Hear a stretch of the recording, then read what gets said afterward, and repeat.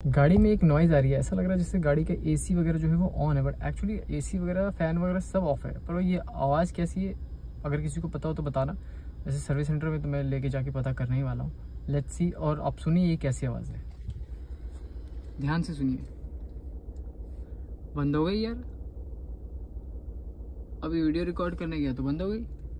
अच्छा वापस शुरू करते हैं गाड़ी।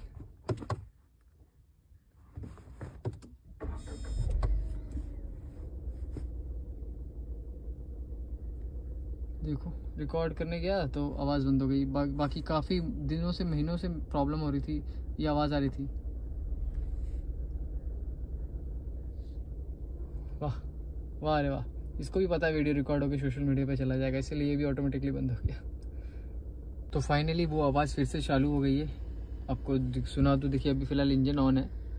इंजन ऑन के साथ ही आवाज़ आती है। इंजन की नॉइज़ अलग है और एक विंड नॉइज़ आती है। वो विंड नॉइज़ कहाँ से आ रही है, यहाँ से आ रही है, कहाँ से आ रही है पता नहीं चल रहा।